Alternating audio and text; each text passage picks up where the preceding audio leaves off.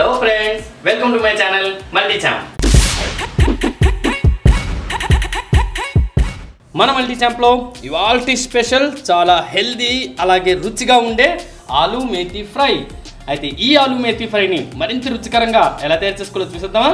మరింకెందుకు ఆలస్యం, let's start. ముందుగా స్టవ్ మీద ఒక కడాయి పెట్టుకొని ఇందులో సుమారుగా 3 tablespoons వరకు ఆయిల్ వేసుకుందాం.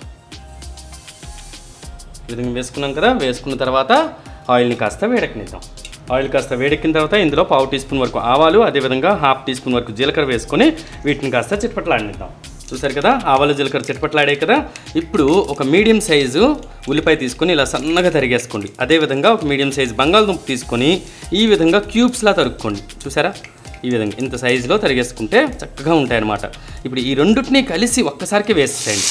ఓకే, ఆనియన్స్ అదేవిధంగా బంగాళదుంప రెండు కలిసి ఒకసారి వేసుకొని చక్కగా స్టవ్ని అయితే మీడియం ఫ్లేమ్లో పెట్టుకొని ఈ విధంగా కాసేపు వేయించుకుందాం. చూసారుగా ఫ్రెండ్స్, బంగాళదుంపలు అలాగే ఉల్లిపాయలు చక్కగా వేగాయి కదా. ఈ స్టేజ్లో మనం ఏం చేయాలంటే కాస్తంత ఉప్పు, అదేనంటే టేస్ట్కి సరిపడంత ఉప్పు వేసేసుకోండి. అదేవిధంగా ఒక 1/2 teaspoon వరకు పసుపు వేసుకోండి. వేసుకొని వీటిని బాగా ఒకసారి కలిపేసుకుందాం. కలిపేసుకొని నేను చెప్పాను కదా, స్టవ్ని అయితే మీడియం ఫ్లేమ్లోనే పెట్టుకోండి. ఇలా పెట్టుకున్న తర్వాత ఈ విధంగా కలిపేసుకున్న తర్వాత ఇప్పుడు మూత పెట్టుకొని కాసేపు బంగాళదుంపల్ని మగ్గనిద్దాం. చూసారు కదా, ఒక 5 minutesలో చక్కగా వేగాయి కదా.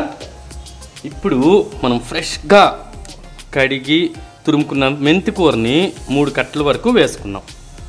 ఇలా వేసుకున్నాక వీటన్నింటినీ బాగా కలిపేసుకుందాం. ఈ విధంగా కలిపేసుకున్నాం కదా. కలిపేసుకున్న తర్వాత మూత పెట్టి మెంతి కూర బంగాళదుంపల్ని బాగా మగ్గనిద్దాం. చూసారు ఫ్రెండ్స్, మనకి మెంతి కూర అంతా చక్కగా వేగిపోయింది, దగ్గరికి అయ్యింది. అలాగే బంగాళదుంపలు కూడా ఉడికాయి చూడండి.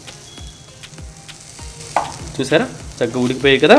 ఇప్పుడు ఈ స్టేజ్లో మనం ఇందులో మనకి సరిపడంత, అంటే టేస్ట్కి సరిపడంత కారం వేసుకున్నాం. అంటే కొంతమంది ఎక్కువ తినేవాళ్ళు ఉంటారు, అలాగే కొంతమంది తక్కువ తినేవాళ్ళు ఉంటారు కదా. నేనైతే సుమారుగా ఒక 1/2 teaspoon వరకు అయితే కారం వేసుకున్నాను. ఇలా వేసుకున్న తర్వాత దీన్ని అంతటిని ఒకసారి కలిపేసుకొని ఇంకొక 2 minutes వరకు, అంటే ఒక 2 minutes వరకు వేయించుకుందాం. ఇలా వేయించుకున్న తర్వాత మనం స్టవ్ ఫ్లేమ్ ఆఫ్ చేసుకొని ఒక సర్వింగ్ బౌల్లోకి తీసేసుకుందాం. వావ్, చూసాగా ఫ్రెండ్స్, చాలా అంటే చాలా సింపుల్గా easy and quick and easy మెథడ్లో ఈ ఆలూ మేథీ ఫ్రైని తయారు చేసుకున్నాం కదా. మరి మీరు కూడా తప్పకుండా నా చిట్కాల్ని ఫాలో అవుతూ ఈ టేస్టీ ఆలూ మేథీ ఫ్రైని తయారు చేసుకుని ఇంటిల్లిపాది హ్యాపీగా ఆస్వాదించండి. అలాగే మీరు తయారు చేసుకున్న తర్వాత మీకు ఎలా కుదిరిందో కూడా మా కామెంట్ సెక్షన్లో తప్పకుండా తెలియజేయండి.